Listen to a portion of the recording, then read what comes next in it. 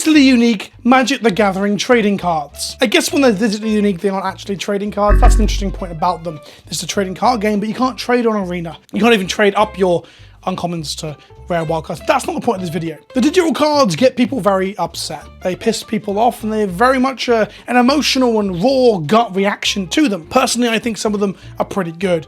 Armor Scavenger is one of my personal favorites for a display of doing something that you wouldn't want to do in physical by drafting a card from a selection of cards to put into your hand temporarily, whilst also giving you a very flavorful thing. Instead of traveling salesman, this is basically the Resident Evil shopkeep.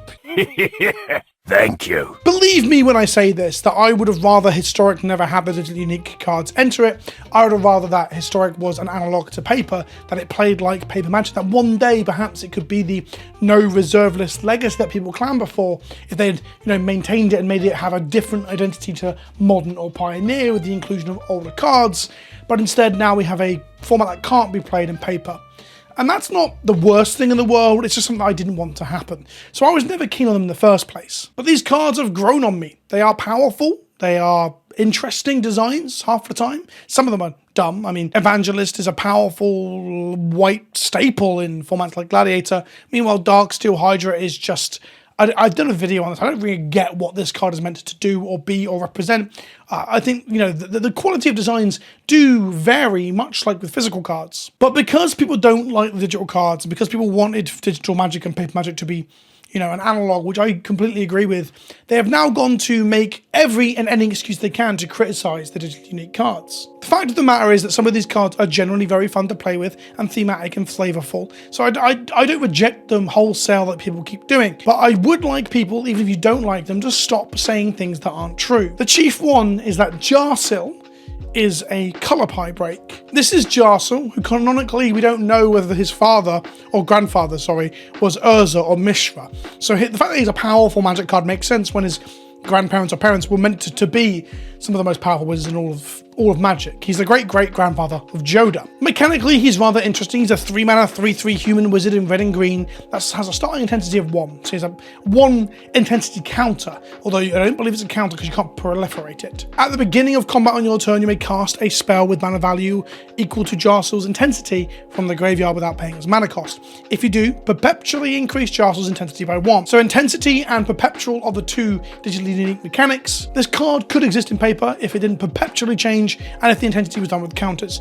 Intensity counters isn't that difficult of a change. The perpetual thing's actually balancing though, because, well, if it reset when it moved zones, perpetual stops it from resetting. It means that you could have a Jarsyl that would loop into a Jarsyl when it gets the 3 out of the graveyard and resets after 1, and you can play a 1/2 and then a Jarsyl again, and you have these long-winded Jarsyl chains over grinded games. The actual perpetual element of this makes it slightly weaker and actually balances a card that is very pushed. But the common thing people will say is that Jarsyl, the Dark Age Scion, beyond being very pushed, is a color pie break. It's not. That's a fucking stupid statement. I'm going to explain what color pie and color pie breaks are, and explain to you why Jarsyl isn't. But first, I just want to remind you that I do stream on Whatnot once a month at the moment, where I still have items starting at an auction at £1. This month, I've got a fucking Urza's Saga booster starting at £1. We have a Gaia's Cradle in this. If you win the bid, we open it live on stream. You get to keep everything we open inside. Follow the link in the description to get £10 off your first purchase on Whatnot, and don't forget to bookmark my stream as well. And I'll see you over there next Thursday at 7 PM BST. So people have been saying this to me online, in comments, on Discord. Fuck it, Krim said it in a video a couple of weeks back. Jarsyl Dark Age Scion is like my favourite arena card, hands down. It's that's such a color pie break card, dude. I don't know why that I'm doing a fucking video on this, Krim. What the fuck are you talking about? Dreadhold Arcanist? Recast spells, it's red. Eternal Witness, regrowth, Krim, is in alpha. Dude, Eternal Witness is 20 years old. No, I think Eternal Witness might be older than you child. Yeah.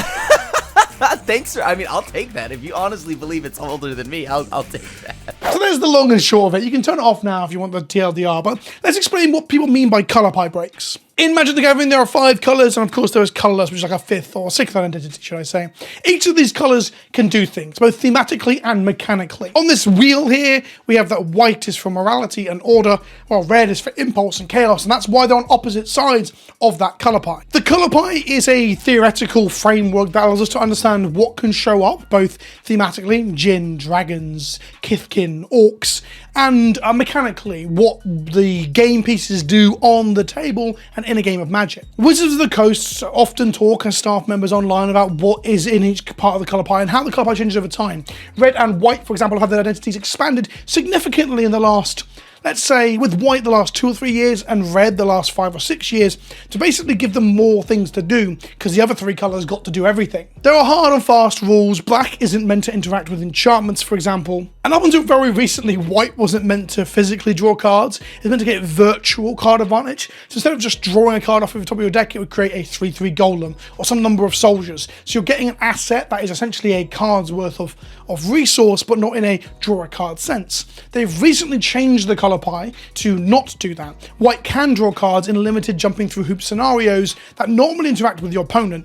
And honestly, I think a lot of the card draw in white in recent years, I guess the biggest or best example is Esper Sentinel, has been pretty good. So why do people say that Jarsyl is a colour pie break? I think it's because of the sheer power of what it does. It casts spells out of your graveyard with no mana costs played. So it's kind of, when you're casting creatures, it's more reminiscent of a reanimator spell, something that black does, where you use a spell to put something from the graveyard back into play. However, it's not putting something straight out of graveyard into play, it's casting it, giving you an interaction point where a blue spell can counter that spell that Jarsyl is casting out of the bin.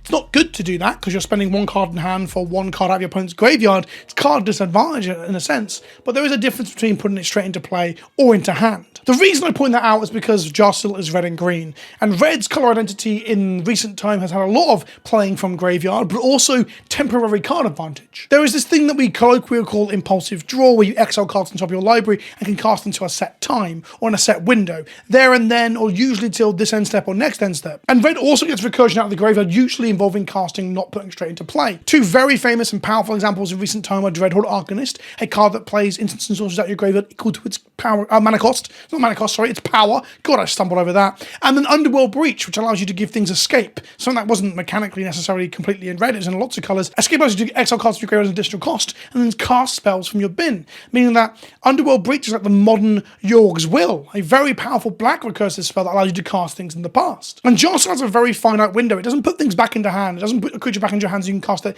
later down the line after your opponent's blown up all your creatures with a Wrath, for example. You have to cast it there and then. You have a small window that's very red. Green being recursive and regrowing things it's been part of its identity for a very, very long time.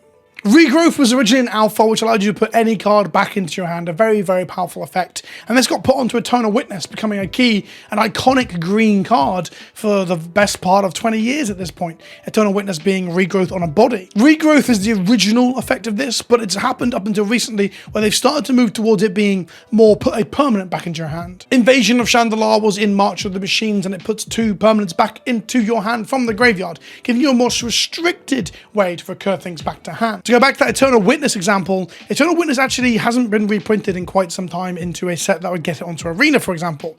Eternal Witness just isn't on Arena. It's been in Commander products in recent times, it's had reprintings in Double Masters and such, but it's not actually on the Arena client, showing that it's not a commonly printed thing in green's colour identity in the modern game. So that's perhaps where Jarsyl is the biggest break, as it were. It gets to interact with all permanent types, it gets to interact with anything except for lands, I guess, and all spell types too. Jarsyl is undoubtedly very powerful. Being able to go Thoughtseize, play a 2-drop, play a Jarsyl, Thoughtseize them again before going to combat. The fact that he does it on the turn that he comes in, you'd have to wait till your following upkeep. There are so many things that pushes the power level of Jarsyl to very, very high.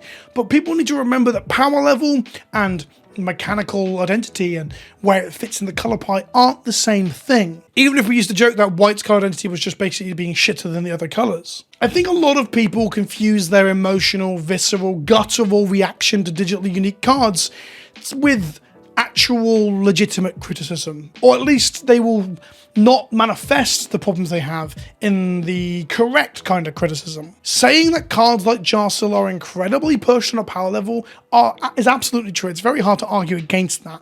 But saying that it's a colour pie break doesn't really make sense. It is literally Eternal Witness and Dreadhorde Arcanist like slammed together. If anything, it reminds me of Aether Vial too. Aether Vial is a colourless card, which gets really confusing when we start to talk about the colour identity of colourless cards, but it ticks up with counters and never be able to tick back down. So once you've ticked it up to 2 or 3, you lose access to being able to flash in 2 mana creatures or whatever if you're on 3.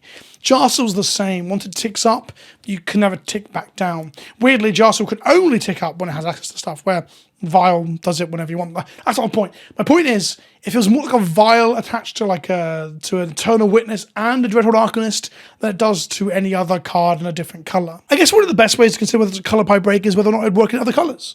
Blue, white, or black. So that's my little defense of Jarsyl, a card that I think is really fun. I think a lot of these unique cards are fun, and that kind of justifies their existence in and of itself. I get that people want Magic to keep being this cohesive whole. I did too, but it's not. They've pushed out and expanded the game to be something that it wasn't before. And ultimately, you might want to leave the game for that reason, but also you could just maybe not be the old man shouting at clouds. I often have to tell myself that too. And maybe, just maybe, that'll help you enjoy the game that little bit more. Anyway, that was a little video about Jarsyl. Thanks for watching. If you enjoyed the video, don't forget to like, comment, and subscribe and all that shit. And I'll see you in the next one. Ta-ta for now.